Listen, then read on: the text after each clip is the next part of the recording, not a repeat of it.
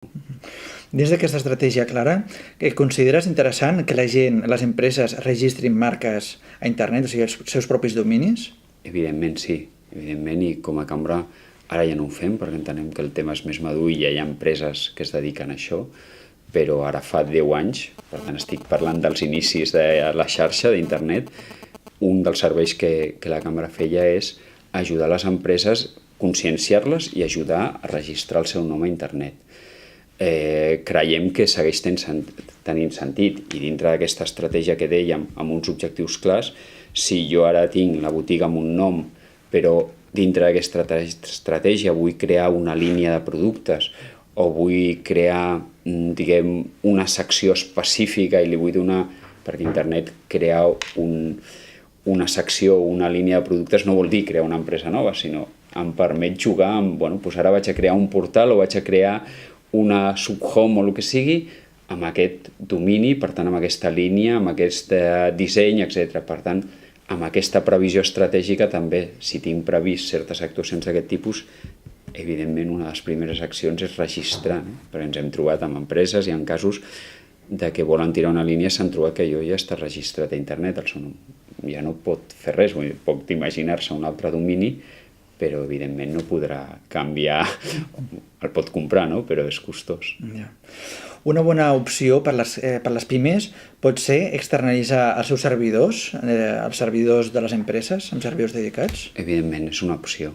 Com dèiem abans, depèn de la importància d'aquestes dades i de la grandària de l'empresa, però és una opció.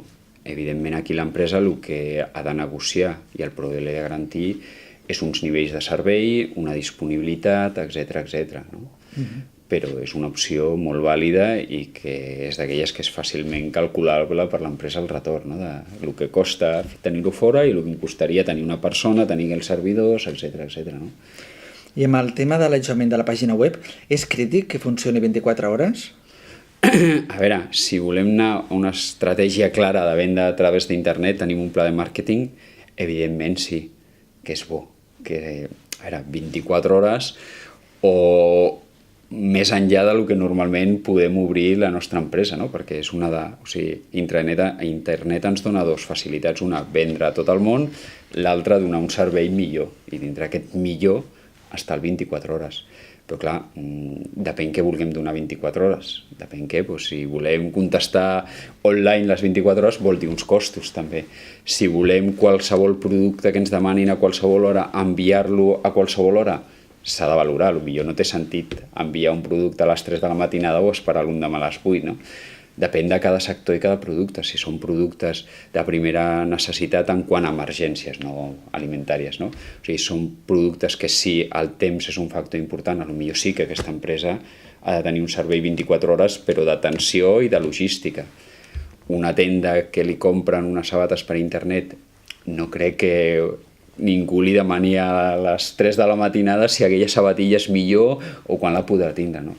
En cada cas s'ha de valorar, però evidentment hem de veure les possibilitats que ens dona, quins avantatges li podem treure i si donant-li aquests extras al nostre client els valorarà o no. Estem fent una despesa que no valorarà el nostre client. Llavors, i avui en dia, creus que les empreses són conscients que han de complir la llei de protecció de dades? Cada cop més sí, i és molt important que en siguin conscients, no? Perquè en qualsevol d'aquests temes hi ha una llei que s'ha de complir, que realment aboga per una manera de fer a internet, de que, o vetllant per la privacitat de les persones, però que té unes condicions molt fèrrees i amb unes sancions molt elevades. Per tant, és important que les empreses en siguin conscients. No és molt complicat complir-ho, però evidentment s'han de prendre les mesures adients per fer-ho. I llavors també seria interessant que les empreses tinguin una auditoria de seguretat?